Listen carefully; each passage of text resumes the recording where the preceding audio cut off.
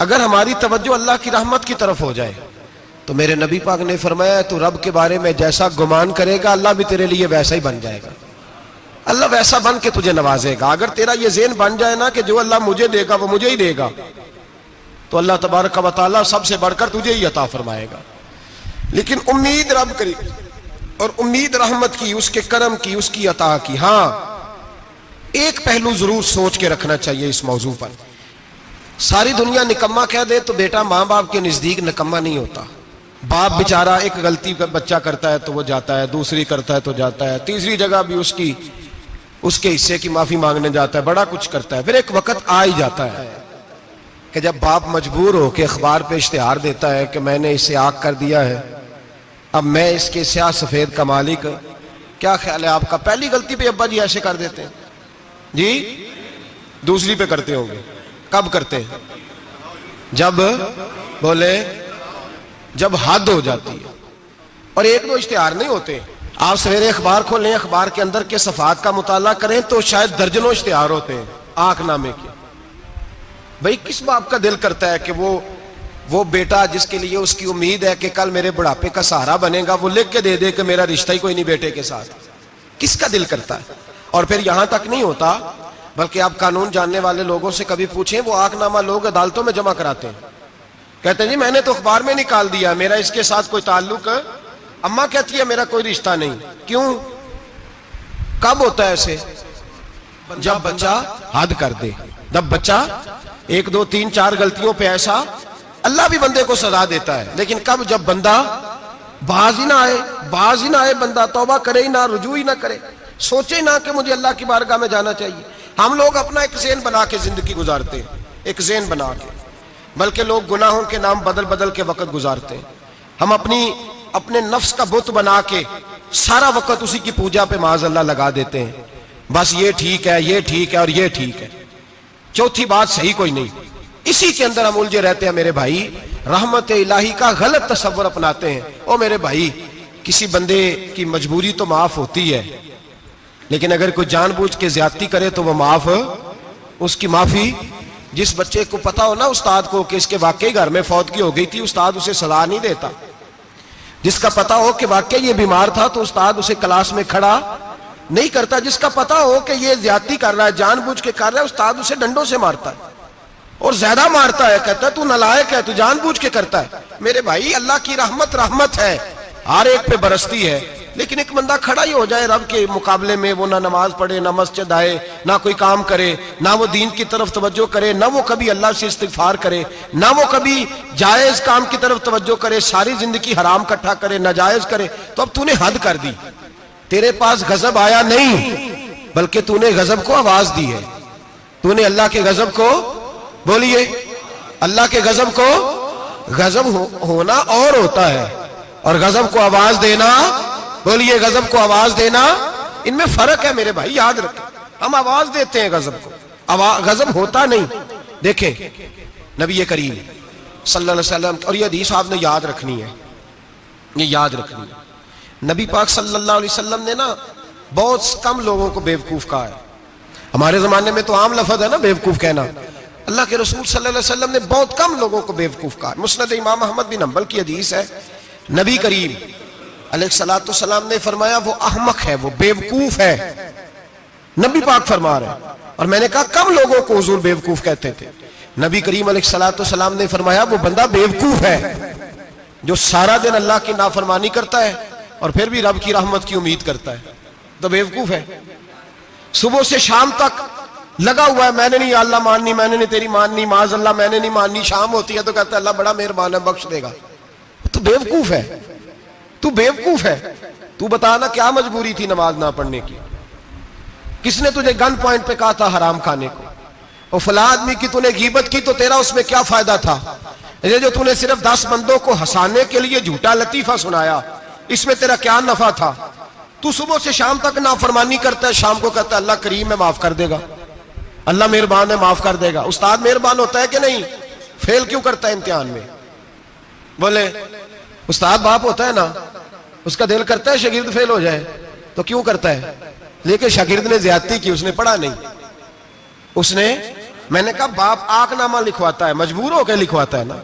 ओ भाई याद, बड़ी प्यारी मिसाल मुल्ला रूमी लिखते हैं, कहते हैं मेरे गांव की एक बीबी थी, उस बीबी ने एक बछड़ा पाला हुआ था।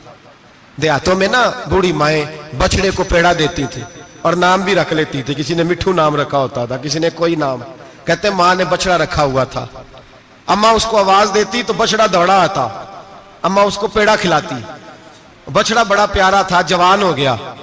अम्मा इसलिए बछड़ा पाल रही थी कि जब बछड़ा बड़ा हो जाएगा तो हाल के अंदर बच्चे उसे लगाएंगे, खेती में हाल चलाएंगे। बछड़ा बड़ा हो गया, अम्मा के बेटे कहने लगे अम्मा ला, तूने बड़ा खिला पिला लिया, इससे कोई काम लेते हैं। हाल के आगे लगाया तो कहने लगा मैंने तो नहीं चलना। अम्मा के पास आए, कहने लगे ये नहीं चलता। अम्मा कहने लगी चलो टाइम दो, थोड़ा समझ जाएगा। फिर मौका दिया, फिर आए, कहा अम्मा तो हमने उसके नाक में नकेल भी डाल दी है, लेकिन अब भी ये हल में चलने को तैयार है। मुल्ला रूमी रहमतुल्लाह अलैह फरमाते हैं फिर कहा अम्मा से, अम्मा कहने लगी चलो थोड़ा टाइम और दे दो, सियाना हो जाएगा। थोड़ा टाइम और दिया, डंडे भी मारे, लेकिन वो सियाना होने को तैयार है। अब अम्मा के पास आए तो अम्मा मजबूर हो गई, दिल नहीं करता था। कहने लगी जाओ फिर कसाई के हाथ बेच डालो। वो गया कसाई के पास, उसे काटा गया, उसकी खाल उतारी गई, उसके छोटे छोटे पीस करके खा गए लोग। वो मार हो रही थी, लोगों ने अम्मा से कहा तुझे तो बड़ा प्यारा था, तूने कटवा को दिया। तो अम्मा कहने लगी प्यारा तो बड़ा था पर मानता नहीं था। प्यारा बड़ा था, काश बात मानता, मकसद पूरा करता, तो कभी भी काटा। भाई रब करीम नहीं चाहता बंदा दोजख में जले, अल्लाह की रहमत नहीं चाहती जहन्नम में जले, पर बंदा मानता ही नहीं, ये तैयार ही नहीं होता। ये सोया हुआ है सवेरे, ये वो गप्पे लगा रहा है, असर के वक्त चौराहे पे खड़ा है, नमाज पढ़ने नहीं आया। इसने सारी जिंदगी में दर्जनों लतीफे सीख लिए, हजारों कहानियां सीख गया, कुरान पाक पढ़ना नहीं सीखा। इसने जिंदगी की हर चालाकी सीख ली है, नहीं सीखी तो अपने रसूल की हदीस नहीं सीखी, नहीं सीखा तो दीन की जरूरी बातों को नहीं सीखा। अब रब की रहमत तो नहीं चाहती कि बंदा जहन्नम में जाए, वो तो मेहरबान है, लेकिन रब करीम का कानून का तकाजा यह है कि जो अहकाम पूरे नहीं करेगा उसे फिर दोजख में ढाला जाएगा। तो हमारे बुजुर्ग फरमाया करते थे असल बात यह है कि अल्लाह नहीं मुसलमान को दोजख में डालना चाहता, मुसलमान अपनी मर्जी से छलांगे लगा रहे हैं, ये खुद छलांगे लगाता है, ये बाज नहीं आता। आप यकीन करें, बड़ी जिम्मेदारी के साथ, बड़े खुलूस के साथ और बड़ी दयानतदारी से तजर्बे की बात अर्ज करता हूं। हमारे बहुत सारे गुनाह ऐसे हैं जिन गुनाहों का हमारी दुनियादारी को भी कोई फायदा नहीं, कोई फायदा नहीं हमारी दुनिया को भी उस गलती का। मेरी बातों की समझ आ रही है आप दोस्त? कुछ गुनाह ऐसे, एक तो होता है कि दुनिया का कोई फायदा हो, उस गुनाह में हमारी दुनिया का भी कोई फायदा। जो आदमी झूठे लतीफे सुनाता है, झूठ बोलता है, झूठ कोई फायदा नहीं उसे, लोग 10 मिनट हंसते हैं और बाहर जा कहते हैं यार ये तो कोई गैर संजीदा आदमी है, वो अकल ही नहीं। क्या फायदा कमाया उसने, क्या नफा लिया उसने? जो आदमी बढ़ बढ़ के बातें करता है, 2, 4, 5, 10 आदमियों की कीमत कर जाता है, लोग कहते हैं यार बड़ा चुगलखोर है, क्या कमाया उसने जिंदगी में? कुछ हासिल कर लिया उसने? हमारे बहुत सारे गुनाह मेरे भाई वो है जिनका हमारी दुनिया को भी कोई फायदा नहीं। तो क्यों ना हम उन गुनाहों को छोड़ दें ताकि हमारे दीन को तो फायदा हो जाए, दीन को तो फायदा हो जाए। सिर्फ जुबान के जायके हैं, कुछ देर के लिए हमारी तबीयत के तकाजे हैं, 10 मिनट की मुस्कुराहट है जिसके लिए हम अल्लाह तबारक व तआला का कानून तोड़ते फिर जा रहा हूं। मेरे हबीब करीम अलैहिस्सलाम ने मुसलमान को कहा है कि तेरा रब तो चाहता है कि बस तू आ जा, वो तुझ पे रहमत नाजिल कर देगा। आना तो शर्त है कि नहीं? आना तो शर्त है कि नहीं? अच्छा चले ये बताएं, जो आदमी 1 से लेकर 31 तारीख तक ड्यूटी करे, उसको तनख्वाह लेने जाना पड़ता है कि तनख्वाह घर आ जाती है?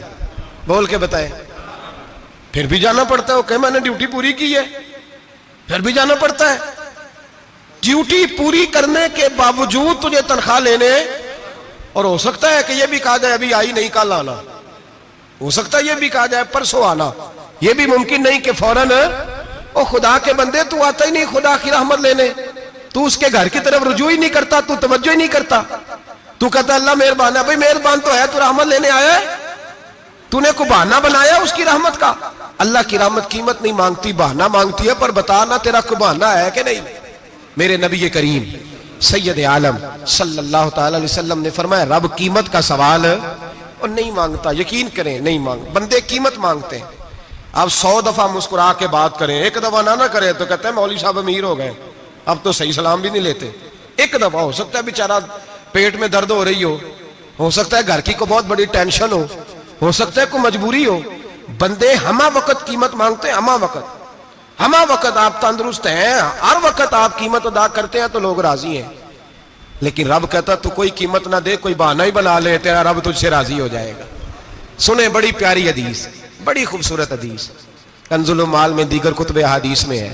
हजरत अबू हुरैरा रदी अल्लाह तआला अन्हु फरमाते एक बाबा जी नबी पाक की बारगाह में आए और जब वो वापस जाने लगे तो मैंने उम्र पूछी तो उम्र थी 96 साल। कहते हैं बुजुर्ग जब आए ना तो ये भवें जो है ना उनकी सफेद होके तो यूं आंखों पे आ गई। बड़ी छड़ी बाबा जी ने पकड़ी हुई और दोनों हाथ पकड़ के ना छड़ी के ऊपर झुके हुए हैं एक जानिब। कुर्बान जाऊं, कहते हैं जब वो बुजुर्ग मस्जिद में दाखिल हुए तो मेरे रसूल ने खड़े होकर इस्तकबाल फरमाया, खड़े हो, और नबी करीम सल्लल्लाहु अलैहि वसल्लम ने आगे बढ़ के बाबा जी को बाजू से पकड़ा और बिठाया। हुजूर बैठ गए। कहा बुजुर्गों कैसे आए हो? तो कहते हैं वो बाबा जी बात करते तो आंख खोल के पहले हुजूर का चेहरा देखते, फिर वो बात करते तो उनके लबो लहजे के अंदर बड़ी परेशानी, बड़ी तकलीफ, बड़ी मायूसी। अर्ज करने लगे या रसूल अल्लाह, हुजूर जिंदगी सारी गुनाहों में बीत गई है, हुजूर गलतियां ही गलतियां, याद माजी अजाब है, या रब छीन ले मुझसे हाफजा मेरा। अल्लाह के रसूल बड़ी लंबी फहरिस्त है, पाप ही पाप है, काले स्याह दफ्तर है। या रसूल अल्लाह सल्लल्लाहु अलैहि वसल्लम जब पलट के देखता हूं हुजूर मुझे नेकी दिखाई नहीं देती। हुजूर इस उम्र में आपका एक सहाबी मिला है, उसने बात समझाई है तो थोड़ा ख्याल आया है, लेकिन या रसूल अल्लाह सल्लल्लाहु अलैहि वसल्लम अब मेरा वजूद बेकार हो गया है, हुजूर बूढ़ा हो गया हूं। 3 बातें कही बुजुर्गों ने और निराली कही। कहने लगे या रसूल अल्लाह सल्लल्लाहु अलैहि वसल्लम, हुजूर अब तो मेरी कमर भी सीधी नहीं होती कि मैं नमाज ही सही अदा कर सकूं, बूढ़ा हो गया हूं। या रसूल अल्लाह सल्लल्लाहु अलैहि वसल्लम, अब मेरे अंदर ताकत नहीं कि मैं मेहनत मजदूरी करके सदके और खैरात दे सकूं। या रसूल अल्लाह सल्लल्लाहु अलैहि वसल्लम, अब मैं तलवार लेके जिहाद भी नहीं कर सकता। हुजूर ना मैं लंबी नमाजें पढ़ सकता हूं, आका ना मैं सदकातो खैरात दे सकता हूं, महबूबा ना मैं दीन के लिए कोई जिहाद कर सकता हूं। बेकार वजूद है, बेकार वजूद को तो घर वाले बर्दाश्त नहीं करते, बच्चे दुआ करते हैं या अल्लाह अब्बा जी को पर्दा दे दे, अम्मा को पर्दा दे दे, बेकार हो गया हूं और आज आया हूं तो मुझ बेकार को मेरा रब कबूल कर लेगा। आज कलमा पढ़ूं तो बेकार हूं, किसी काम का नहीं, ना नमाज ना सदकात ना जिहाद, कबूल कर लेगा। हजरत अबू हुरैरा फरमाते हैं जैसे बरसात में बारिश की झड़ी लगती है, यूं मुस्तफा की आंखों से झड़ी लग गई। हुजूर खुल के रोए, खुल के। और मेरे हबीबे पाक ने फरमाया बुजुर्गों बड़े मुजाहिद हैं, दीन के लिए जिहाद करने वाले बड़े हैं, रब करीम को आपकी तलवार की इतनी हाजत नहीं। और फरमाया उसके खजाने कोई खाली तो नहीं कि आप ही गोया सदका देंगे तो भरे जाएंगे। और फरमाया फिर रब करीम की शान में इजाफा नहीं करती इबादतें, वो तो बंदे को नफा देती हैं। मैं बुजुर्गों ना आप जिहाद करें ना आप सदकात दे, ला लंबी नमाजें पढ़े, आप सिदक दिल से आ जाए, अल्लाह के रसूल का वादा है रब आपको बगैर हिसाब किताब जन्नत अता फरमा देगा। आना तो शर्त है कि नहीं, आए तो सही, ना पहुंचे तो सही, आ जाए, उसको नहीं आदत सदका तो खैरात की जिहाद की तबलीग, आए तो सही ना। मेरे हबीब ने फरमाया बंदा जब रो के कहता है ना या अल्लाह गलती हो गई माफ कर दे, फरमाया मेरा मालिक उसे फौरन ही माफ फरमा देता है। तू आ तो सही, तू आता ही नहीं, तू आ ही नहीं रहा, तू घर में बैठा हुआ है, तू सोया हुआ है, तू दुकानदारी कर रहा है, तू पैसे गिन रहा है, तू आया ही नहीं, आ तो सही। बल्कि मेरे नबी पाक फरमाते हैं जब अल्लाह पाक का भागा हुआ गुलाम आता है फिर तो अल्लाह ज्यादा राजी होता है, फिर तो अल्लाह ज्यादा राजी होता है, ज्यादा राजी होता है। तू आ तो सही, पहुंच तो सही। बल्कि सूफिया तो और बात करते हैं, वो कहते तू कभी भूल के भी रब रब करे तो अल्लाह तो उसे भी कबूल कर लेता है, भूल के। मुल्ला रूमी कहते हैं बनी इस्राइल का बंदा है, सनम पत्थर को कहते हैं, बुत को कहते हैं, बुत के सामने खड़ा है और सारी रात कहता या सनम या सनम या सनम, ए पत्थर ए बुत, सारी रात पुकारता रहा। रात गहरी हो गई, नींद का गलबा थक गया, सोने के करीब आया तो गलती से मुंह से निकल गया या समद, या सनम की जगह निकल गया। रब करीम ने फरमाया जिब्रील दौड़ के जा, जो मांगता इसे दे दे। हजरत जिब्रील अर्ज करते हैं मौला भूल के तेरा नाम ले रहा है, भूल के ले रहा है। तो रब करीम ने फरमाया चल नाम तो मेरा ही ले रहा है ना, मेरा ले रहा है ना। या अल्लाह, वो अल्लाह करीम ने फरमाया झूठे के सामने सारी रात का खड़ा है, सारी रात का पुकार रहा है, उसे कुछ नहीं मिला, तो सच्चे का नाम लिया है। अगर मैं भी कुछ ना दूं और बुत में और मुझ में फर्क क्या रह जाएगा? जा जो मांगता है झोली भर के दे, नाम तो लिया है ना। ओ भाई तू बहाना तो बनाना, वो आ तो सही ना, तू यहां आ जा, पहुंच जा, आ जा, बस बैठ जा, उसकी बारगाह नाज में हाजिर तो हो ना। तुझे फुर्सत ही नहीं, तू यारों के लिए टाइम निकालता है, बाजारों के लिए टाइम निकालता है, गलियों के लिए टाइम निकालता है, चौकों चौराहों के लिए टाइम निकालता है, हफ्ते में एक दिन होटलिंग के लिए भी जाता है, लेकिन कभी छुप के दो नफलों की तुझे तौफीक नहीं होती। और मैं कई दफा कह चुका हूं, जिस बंदे को बगैर इबादत के रिज़्क ज्यादा मिलने लग जाए उस पर आजमाइश होती है रब करीम की। अल्लाह फरमाता है इसको पैसे दो, इसे आने ना देना, इसको को चल पैसे दौड़ जा।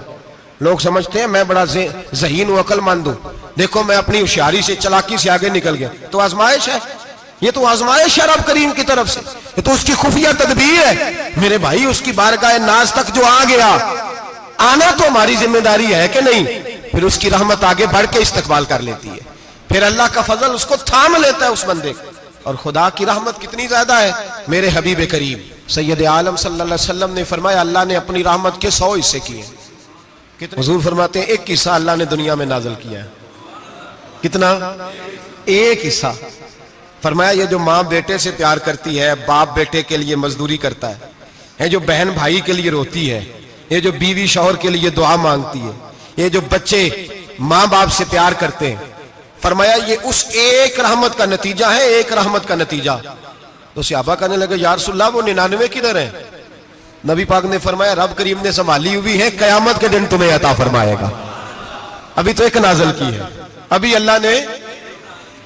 एक बुजुर्ग थे, हमें तफसीर पढ़ाया करते थे, तफसीर के उस्ताद थे।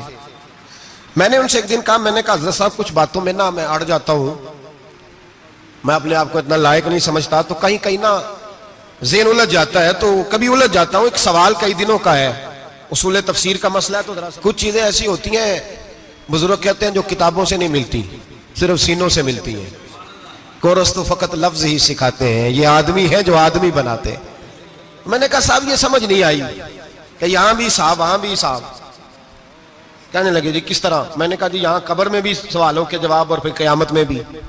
मुझे कहने लगे जाओ इमाम राजी की तफसीर उठा के लाओ। मैं तफसीर उनके सामने ला के रखी, तो कहने लगे ये सैयदना यूसुफ अलैहिस्सलाम का वाकया जरा देखो तफसीर यूसुफ में, उसमें एक अजीब बात लिखी है। हजरत यूसुफ अलैहिस्सलाम के जमाने में कहत हो गया, तो जनाब यूसुफ अलैहिस्सलाम ने, क्योंकि आप अल्लाह के नबी से पहले से जान गए कहत होगा, तो हजरत यूसुफ ने गंदम पहले स्टॉक कर ली थी बहुत ज्यादा। बाकी इलाकों में जब कहत पड़ा ना, अब सब लोगों ने मिस्र की तरफ रुझान किया गंदम लेने के लिए। तो हजरत यूसुफ अलैहिस्सलाम ने ना शहर के दरवाजे पर बंदे खड़े कर दिए, फरमाया जो बंदा आए ना उससे 2 सवाल पूछना। जो आएंगे लोग गंदम खरीदने, जो आए 2 सवाल पूछना। एक पूछना कहां से आया है, और एक पूछना लेके क्या आया है। एक पूछना, समझ आ रही है बात, और दूसरा पूछना कि लेके सोना लेके आया है, चांदी गंदम खरीदनी है तो क्या चीज लेके आया है, कि नगद पैसे लाया है, ये पूछ लेना। जो आए 2 बातें पूछना, एक पूछना कहां से आया है और दूसरा पूछना क्या। एक रवायत में 3 सवाल भी हैं, लेकिन फरमाया पूछना 2 सवाल जरूर। इंतजार था ना भाइयों का, किनान से आने वालों का। फरमाने लगे सबसे 2 सवाल पूछना, जब किनान वाले आए ना उनसे सिर्फ इतना पूछ लेना कि वो कहां से आए हैं।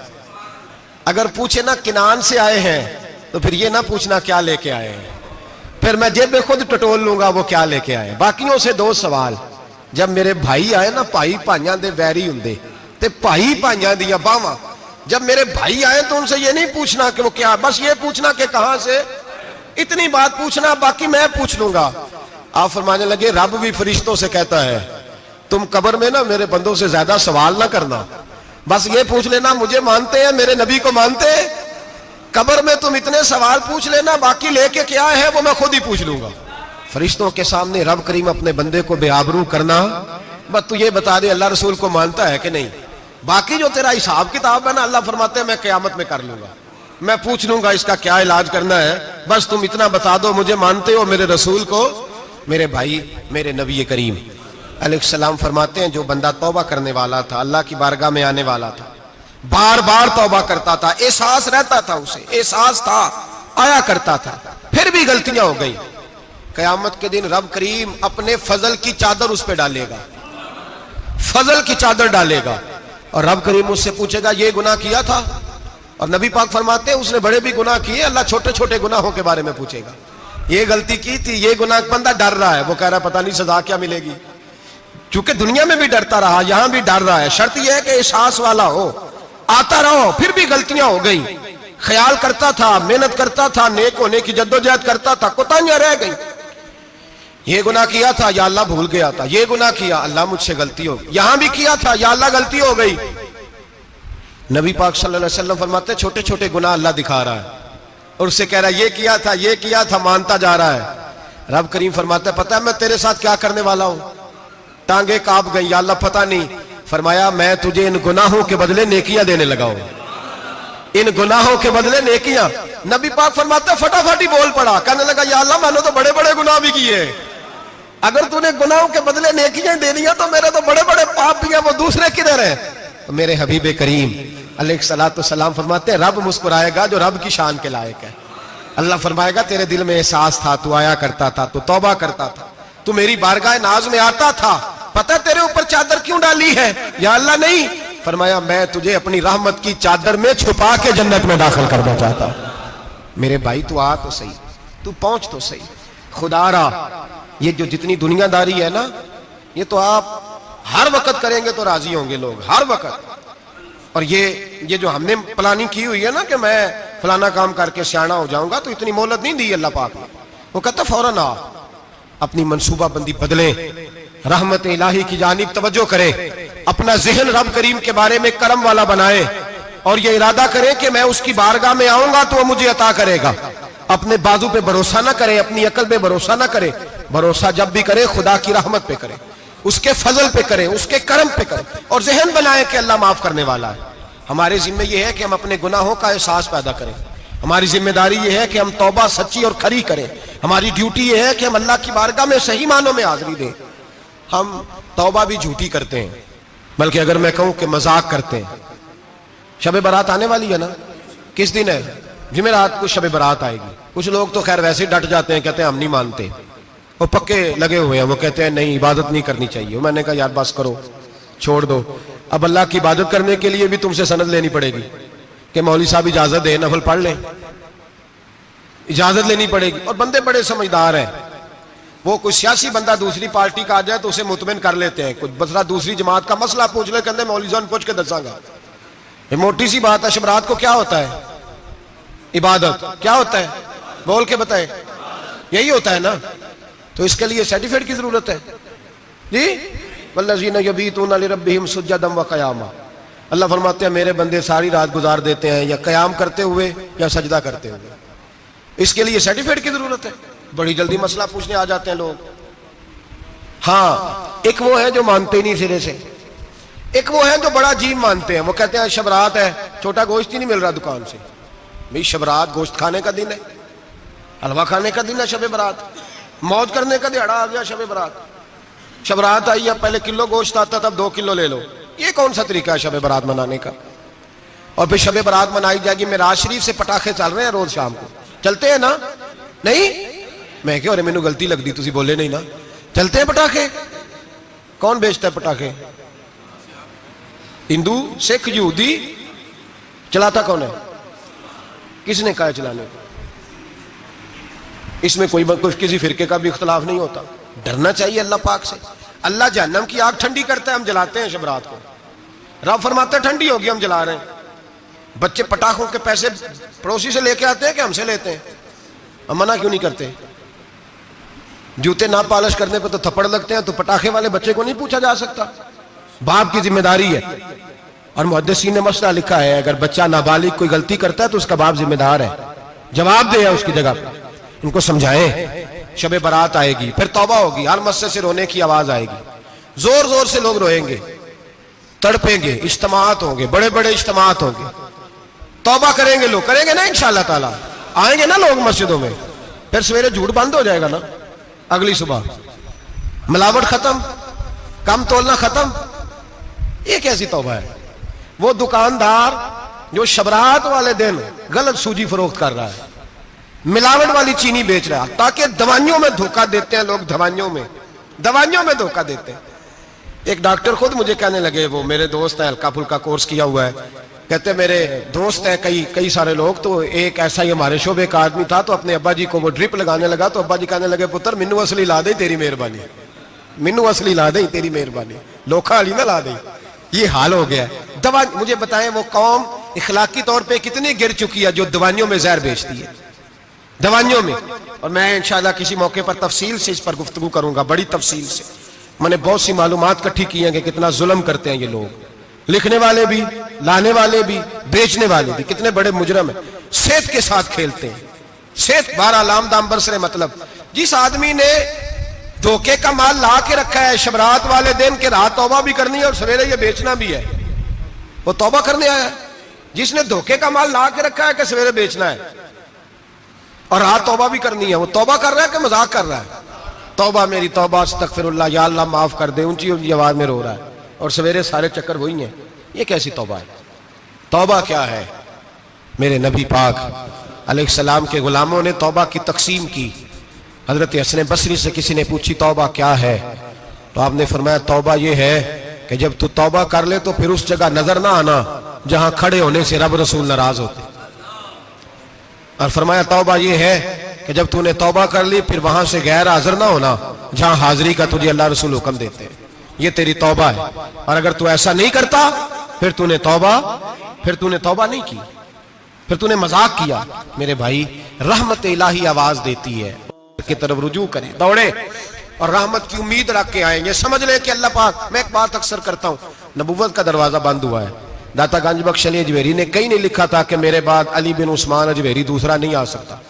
हजरत मुजद्दद साहब कहीं नहीं लिख के गए कि दूसरा मुजद्दद अल्फसानी पैदा नहीं होगा। हजरत बाउल नक्शबंद बुखारी ने कहीं नहीं कहा कि मेरे जैसा वली नहीं हो सके। बुजुर्गों ने कभी नहीं कहा। तू जदोजहद तो कर।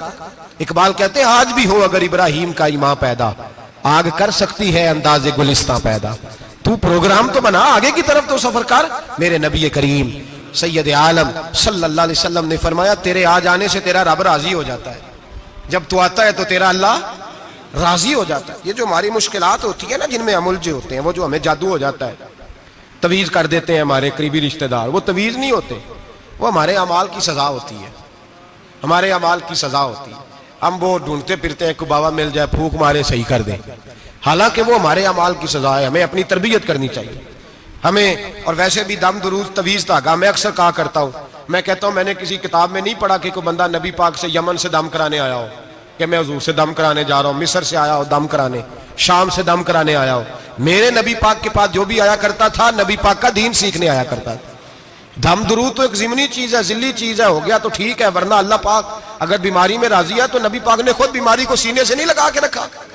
खुद अल्लाह के महबूब सैयद आलम सल्लल्लाहु अलैहि वसल्लम का विसाल बीमारी के साथ हुआ, तो बीमारी तो मुरीदनी है मेरे नबी पाक की, वो तो कनीज है हुजूर के घर की। आम दाम बरसरे मतलब खरी तौबा, सच्ची तौबा। और किस तरह की तौबा? मेरे नबी करीम अलैहिस्सलातु सलाम ने एक दिन सहाबा से पूछा एक बात तो बताओ, बुखारी मुस्लिम की हदीस है, या रसूल अल्लाह पूछिए। नबी पाक सल्लल्लाहु अलैहि वसल्लम ने फरमाया अगर कोई आदमी सहरा में सफर कर रहा हो, बहुत बड़ा सहरा हो, ऊंट पर उसका सफर हो और उसने ऊंट पर खाने पीने का सामान बांधा हो, पैसे भी रखे हो, पानी भी रखा हो, थक गया सफर करता करता, दरख्त की एक टहनी के साथ ऊंट की नकेल बांधी और दरख्त के नीचे लेट गया आराम करने के लिए। अल्लाह के हबीब फरमाते हैं अचानक उसकी आंख लग गई। जब जागा तो उसने देखा कि ऊंट तो गायब हो गया है, अब ना खाना है, ना पानी है, ना पैसे हैं, और सहरा बड़ा लंबा है, पैदल सफर भी नहीं कर सकता। थोड़ा सा ढूंढा, फिर मौत का इंतजार करने लगा, सोचने लगा मौत आएगी, अब मर जाऊंगा। अल्लाह के महबूब फरमाते हैं थोड़ी देर गुजरी, जब बिल्कुल मायूस हो गया था तो अचानक नजर पड़ी तो ऊंट उसका सामने खड़ा था पे। नबी पाक से अब्बा से पूछते हैं बताओ, उसकी कुल कायनात उजड़ गई थी, रास जाया हो गई थी, हर शय लुट गई थी, दोबारा उसे मिल गई है, बताओ उसे कितनी खुशी होगी। सहाबा कहने लगे या रसूल अल्लाह नई जिंदगी मिल गई उस बंदे को, वो सारी दुनिया से ज्यादा राजी है। तो मेरे करीम रसूल सल्लल्लाहु अलैहि वसल्लम ने फरमाया रब करीम का नाफरमान बंदा जब उसकी बारगाह में आके तौबा करता है तो अल्लाह इससे भी ज्यादा राजी हो जाता है। नाफरमान जब आके कहता है या अल्लाह माफ कर दे, आइंदा नहीं करता, मैं अल्लाह तो राजी हो जाता है। और हबीब पाक अलैहिस्सलाम फरमाते हैं वो इतना करीम है, जब बंदा अपने रब से सुलह कर लेता है, तौबा कर लेता है, तो अल्लाह जमीन को कहता है तू भूल जा, मेरे बंदे ने गुनाह किया ही नहीं। आसमान से कहता है तू भूल जा, मेरे बंदे ने गुनाह किया ही नहीं। फिर रब करीम फरिश्तों से फरमाता है कि मिटा दो जो तुमने लिखा था, मैंने अपने बंदे के साथ सुलह कर लिया। शबे बारात को आएंगे मस्जिद में इंशाल्लाह। कितने बजे? हाँ नहीं, जो सोचिए ही नहीं है इस पासे थे। असर के वक्त मस्जिद आए शब रात। कितने बजे जी? असर के वक्त आए, गुस्ल करें, मस्जिद आए, असर के बाद दुरूद शरीफ पढ़े और मगरिब से लेकर फजर तक इबादत करें। मगरिब में शाम शुरू हो जाती है। एक रात जाग के देखें, जागना पड़ता है। मरीज हो जाए तब भी जागना पड़ता है, दुख लग जाए तब भी वो जगा लेता है। बड़े बड़े जागते हैं, बड़े बड़े जाग लेते हैं, वो जगा लेता है।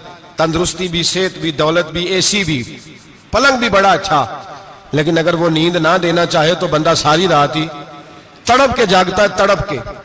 और भूखा इतना, रोटी का भूखा इतना परेशान नहीं होता जितना नींद का भूखा परेशान होता है।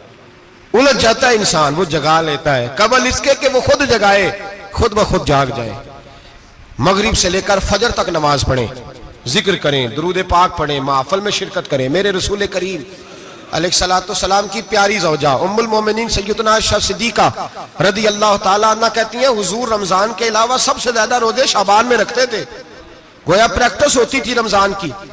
मैंने अर्ज किया या रसूल अल्लाह सल्लल्लाहु अलैहि वसल्लम इतने रोजे क्यों रखते हैं, अभी रमजान तो आगे है। तो नबी पाक ने फरमाया आयशा इस महीने में बंदे का अमल अल्लाह की बारगाह में जाता है, मैं चाहता हूं जब मेरा अमल जाए तो मैंने रोजा रखा हुआ हो। कसरत से रोजा रखें और मेरे भाई बदल जाए। मेरे नबी पाक ने फरमाया गनीमत जान, अगर सेहत है तो बीमारी आने से पहले गनीमत जान जा, ये चली जाएगी। बीमार आदमी से कुछ भी नहीं होता, गनीमत जान ले, लम्हों को कुछ कर ले। और अगर तेरे पास फुर्सत है तो गनीमत जान ले मसरूफ होने से पहले पहले। मेरे हबीब करीम सैयद आलम अलैहिस्सलाम के गुलाम फरमाते हैं कि नबी पाक सल्लल्लाहु अलैहि वसल्लम ने हमें मिसाल दे के समझाया। मदीने में जो कबीला सबसे ज्यादा बकरियां पालता था वो बनु कल्ब का कबीला था, और फरमाते इतनी बकरियां थी कि उनकी बकरियां हमने कभी नहीं गिनी थी। नबी पाक अलैहिस्सलाम ने फरमाया जब शाबान की 15वीं रात आती है, ये तिरमिजी का लफ्ज है, फरमाया जब शाबान की 15वीं रात आती है तो बनु कल्ब के कबीले की बकरियों के बालों की तादाद के मुताबिक अल्लाह मेरी उम्मत के अफराद की बख्शिश फरमा देता है। और सहाबा कहते हैं हमें लगता यूं है कि चूंकि हमने जो चीज सबसे ज्यादा देखी थी वो बनु कल्ब की बकरियां थी, इसलिए नबी पाक ने हमें समझाने के लिए उनकी बात की, वरना अगर हमने उससे ज्यादा कुछ शायद देखी होती तो नबी पाक उसका नाम बयान फरमाते। हमें समझाने के लिए फरमाया बनु कल्ब के कबीले की बकरियों के बालों की किसी एक बकरी के बाल भी बंदा गिन सकता। और हुजूर ने फरमाया जो सबसे ज्यादा बकरियां पालते उनकी तादाद के मुताबिक हजरत आयशा सिद्दीका रदी अल्लाह ताला अन्हा फरमाती है जन्नतुल बकी में हुजूर जाया करते, कब्रिस्तान में, कब्रिस्तान के कोने में। अल्लाह के रसूल को मैंने नमाज पढ़ते भी देखा 15वीं रात को, और फरमाती है हुजूर बकी वालों के लिए बख्शिश की दुआ भी करते, कब्रिस्तान भी जाएं शब बारात को, उनके लिए दुआ भी करें। और फिर मेरे भाई शब बारात को लिल्लाहियत के साथ आए, लौटने का प्रोग्राम बनाए, उससे कबल के रब करीम खुद जकड़ के ले आए, खुद ब खुद आए, उसके करम की तरफ तवज्जो करें, उसकी रहमत की तरफ तवज्जो करें। मेरे रसूल करीम सल्लल्लाहु अलैहि वसल्लम के पास एक देहाती आए, मौला अली शेर खुदा फरमाते मैं भी हाजिर था। कहते कभी कभी सादे बंदे आते थे पर बड़ी अजीब ही बात कर जाते थे। कहते एक देहाती आए, तामत बांधी हुई और सादा सा रुमाल कंधे पे रखा हुआ है, नबी पाक के पास आए और हुजूर से दिल लगी करने लगे, हुजूर से दिल लगी करने लगे, मीठी बातें कहने लगे या रसूलल्लाह एक मसला पूछने आया हूं। फिर मैं पूछो। अर्ज करते हैं हुजूर क़यामत में हिसाब कौन लेगा? क़यामत में अब किसको नहीं पता कौन हिसाब लेगा, दिल लगी की बात है ना, कौन लेगा? नबी पाक ने फरमाया अल्लाह हिसाब लेगा। तो कहते उसने ना और जुमला कहा तो हम उसकी बात पे हैरान हो गए, कहने लगे या रसूलल्लाह वाकई अल्लाह हिसाब लेगा? तो कहते नबी पाक मुस्कुराए, फरमाने लगे तुझे तेरी मार होए, मैं सच्ची तो कह रहा हूं, तो किस तरह की बात कर रहा है, अल्लाह हिसाब लेगा। हजरत अली फरमाते उसने रुमाल उठाया कंधे पे रखा, कहने लगे या रसूल अल्लाह अगर रब हिसाब लेगा तो फिर उसने माफ ही कर देना है, ये कह के वो चला गया, ये लफ्ज कह के वो चला गया। तो हजरत मौला अली कहते हैं मैंने हुजूर का चेहरा देखा तो गुलाब से भी ज्यादा खिला हुआ था, मैंने नबी पाक का चेहरा देखा तो चांद से भी ज्यादा रोशन था। मैंने कहा हुजूर ये क्या कह गया है? नबी पाक ने फरमाया बंदा बड़ा सादा था, बात बड़ी प्यारी कर गया है, बड़ी प्यारी कर गया है। हुजूर ने फरमाया अली रब करीम है, और करीम जब गालिब होता है तो करम ही फरमाया करता है, वो करम ही करता है, वो माफ ही करता है, वो माफ ही करता है। अल्लाह माफ करता है, पर मैंने कहा कोई माफी लेने आए ही ना, तो कोई माफी लेने। एक और बात भी आखिर में समझानी है आपको, वो भी समझ ले। हम जब किसी रिश्तेदार को राजी करने जाते हैं ना, नाराज हो, तो हमें पता चल जाता है कि ये वक्त टपाने आया या राजी हो गया। दो किस्म के लोग होते हैं, कहते हैं चलो बरादरी आ गई, मैं चलता हूं, पर किस तरह? टाइम पे टाइम आऊंगा, 200 दे के घर आ जाऊंगा। और जो राजी हो जाते हैं ना, वो 2 दिन पहले आते हैं, देगों का भी ख्याल करते हैं, मुलाकात करते हैं, वो कपड़े भी नहीं बदलते। फर्क होता है राजी होने में। बात की समझ आ रही है आप? हम तौबा करने आते हैं अल्लाह की बारगाह में, क्या हमें पता नहीं चलता कि हमने तौबा किया, रब राजी हुआ है कि नहीं हुआ? हमारा ईमानी रिश्ता तो है ना अपने रब से, रूह का ताल्लुक तो है ना, तो हमें अंदाजा होता है कि अल्लाह राजी हो गया कि नहीं। अंदाजा तो होना चाहिए ना हमें। ये बात कहने की नहीं, ये बात महसूस करने की है, इसको महसूस करें। हम जब अल्लाह की बारगाह में आए तो फिर हमें अंदाजा होना चाहिए कि मैंने मना लिया है कि नहीं मना सका, मैं उसको राजी करके उठ रहा हूं कि नहीं उठ रहा। अगर बगैर राजी किए उठे हो तो फिर फॉर्मेलिटी करने आए थे, फिर राजी करने नहीं आए थे। हजरत फुज़ैल इब्न अय्याज़ रहमतुल्लाह ताला अलैह फरमाते, एक दिन मैंने सर सजदे में रखा और मैंने कहा खुदा बंदा आज मुझे पता चलेगा कि तू मुझसे राजी है कि नाराज है, तो फिर ही मैं उठूंगा, फिर ही उठूंगा। आप फरमाते हैं मुझे चारों कोनों से आवाज आने लगी कि तेरा रब राजी हो गया। और फरमाते जिस जगह मैं सजदा कर रहा था वो जमीन भी बोलने लगी कि बस कर दे, अर्श का मालिक तुझसे राजी हो गया है। लेकिन शर्त यह है, हजरत हबीब अजमी रहमतुल्लाह अलैह फरमाते हैं मैं सूद का कारोबार करता था तौबा करने से पहले। कई दफा मैंने तौबा की थी, लेकिन मेरी उस तौबा के अंदर सदाकत नहीं होती थी। मेरा दिल भी गवाही देता था कि ये ना बहुत सारे बंदे कहते हैं आइंदा नहीं करता, वक्त टपाते हैं। जिस तरह बंदों को धोखा देते हैं, इस तरह माज अल्लाह तौबा भी इसी तरह की करते हैं, लेकिन बाद में दोबारा उसी डगर पे चल निकलते हैं जिस पे पहले होते हैं। आप फरमाते हैं मैं कई दफा तौबा करता था तो तोड़ देता था। आज मैंने तौबा की। किस तरह की? सूद का मैं धंधा करता था, तो मैं सूद के पैसे लाया, गोश्त पकने को दिया बीवी को, सूद के पैसों का। मेरी बीवी ने हंडिया चढ़ाई, थोड़ी देर गुजरी तो वो सारा गोश्त खून बन गया। मेरी बीवी उठा के लाई, कहने लगी ले जा, ये जो तू गरीबों का खून निचोड़ के लाया था ना, ये खून बन गया, खुद भी पी और औलाद को भी पिलाओ। कहते हैं मैंने सच्ची तौबा का फैसला किया। आज पहले मैं सच्ची तौबा का इरादा नहीं कर, आज सच्ची तौबा का फैसला किया और मैं निकला। हजरत हसन बसरी के पास गया, उनकी बैत हुआ, तौबा की, उन्होंने मुझे अमाल बताए, खरी तौबा की। कहते हैं जब तौबा के लिए घर से निकला तो छोटे छोटे बच्चे खेल रहे थे।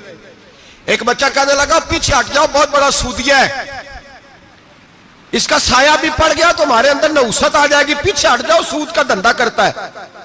कहते हैं मुझे और चोट लगी कि या अल्लाह तेरी छोटी छोटी मखलूक भी ये समझती है। कहते मैं तौबा करने गया तो खरी तौबा करके आया, हज़रत हसन बसरी के पास रो रो के तौबा की। मैं वहां से वापस आया तो बच्चे अभी खेल रहे थे।